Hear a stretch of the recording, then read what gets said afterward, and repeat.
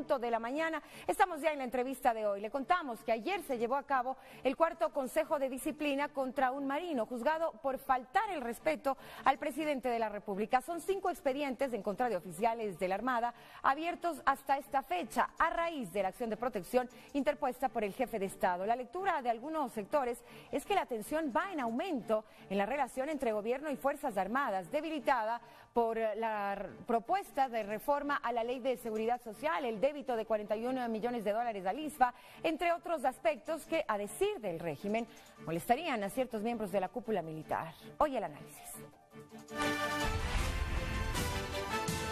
Daniel Pontón, docente del Instituto de Altos Estudios Nacionales. Muchas gracias. Buenos días. Gracias por estar aquí. Las acciones de protección que han sido interpuestas por el primer mandatario, un poco la respuesta que ha tenido la justicia ante esta acción de protección, los consejos de disciplina, que serían ya 5 los marinos que van o podrían ser sancionados, han despertado inquietudes diversas en la población. Entre ellas se ha dicho, por ejemplo, que se está debilitando aún más la relación entre el gobierno y las Fuerzas Armadas. ¿Debilitada la relación o es que en realidad lo que hay que hacer desde la lectura del gobierno es respetar, en este caso, a la autoridad, como lo ha dicho el primer mandatario? Bueno, gracias por la invitación. Mi parecer es que, bueno, a mi consejo es que las tensiones deben bajar, ¿no? Definitivamente yo creo que detrás de todo esto no se saca nada bueno para el país. Y obviamente en base a eso hay que sacar también el respeto a lo que son las normativas, ¿no? Y a los principios de lo que son las democracias. La sumisión del mando militar a la autoridad civil yo creo que es un tema que no se puede discutir. En ninguna sociedad democrática del mundo podríamos estar pensando algo contrario. Entonces, me parecería que esta acción previa a la acción de protección que estableció el presidente, o sea, la resolución del Consejo de Disciplina, me parece que está totalmente fuera de contexto, más allá de que se busquen ciertas interpretaciones que son semánticas, para mi forma de ver, respecto a que si el presidente es comandante y jefe de las Fuerzas Armadas o no, ¿no? La Constitución claramente dice que el presidente es el jefe supremo de lo que es las Fuerzas Armadas y la Policía Nacional, y la Ley Orgánica de la Defensa también lo establece, ¿no?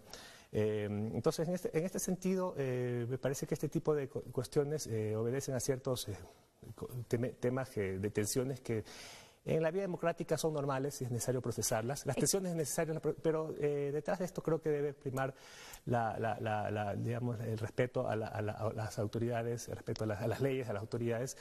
Y tengo entendido, por lo menos he escuchado declaraciones que son ciertas facciones de las Fuerzas Armadas, no son todas, ¿no? Y creo que las cosas van a normalizarse. Sí, pero también hay que establecer cuál es el origen de estas tensiones. Claro, en cierta manera hay un tema que ciertamente hay que remontarse a febrero del año pasado, creo que cuando empezó el tema de las tensiones con el ISFA por el tema de los terrenos en Guayaquil, el Parque Samanes, y también las acciones últimas respecto a la reforma a la seguridad social de las Fuerzas Armadas y la Policía Nacional, que ciertamente es un tema que afecta ciertamente a ciertos grupos, no todos, y que esto pudo ser matiz detrás de todo esto, ¿no? El tema básicamente se ha politizado, ¿no? Yo personalmente, yo creo que las Fuerzas Armadas, los miembros de las Fuerzas Armadas tienen derecho a protestar, o sea, es parte de los juegos democráticos, ¿no? El derecho a la protesta, pero siempre en el marco de respeto y en el marco de la ley, ¿no? ¿Y en este el problema es que bueno, el exabrupto que pudo haber tenido este capitán, en cierta manera, pudo haberse entendido desde un contexto, pero creo que en su momento su responsabilidad como marino es acatarse los consejos de disciplina y establecer las disculpas respectivas. Yo creo que con unas disculpas hubiera sido suficiente. No obstante, siguió en este juego y es donde se entiende el matiz político, ¿no? Pero ¿cómo entender lo que usted acaba de decirnos, que tienen derecho a protestar, si se nos ha dicho, y en la Constitución así se lo establece, que, por ejemplo, los miembros de las Fuerzas Armadas son obedientes, no deliberantes? elementos. Bueno, son obedientes al mando. Es muy difícil separar, como se dice, el mando operativo del mando político. Doctrinalmente es un error pensar que hay una diferencia. No obstante, también tienen derechos, ¿no? Parte del juego democrática también es el tema de sus derechos. El derecho también es a establecer ciertos niveles de protesta, pero no, en todo caso eso tiene que ser canalizado.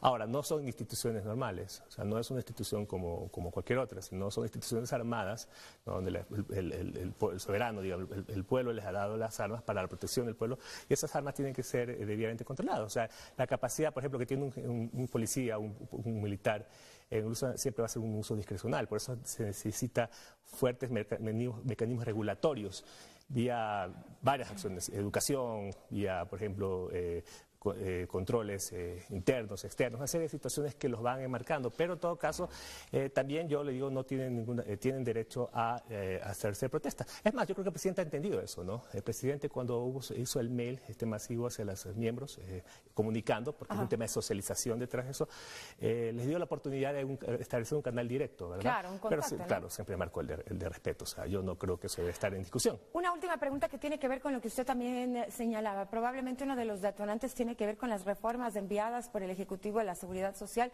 que están siendo tratadas en la Asamblea Nacional. Eso quizá ha despertado también ciertas tensiones en el interior, de acuerdo a la lectura del gobierno, de la cúpula militar. Le pregunto, propender a la igualdad en una institución históricamente jerárquica es algo que se puede hacer. A ver, eso se puede especular muchas cosas respecto a eso. No obstante, yo creo que el problema del ISFA es que, a ver, el ISFA tiene un serio problema económico, ¿no? Financiero.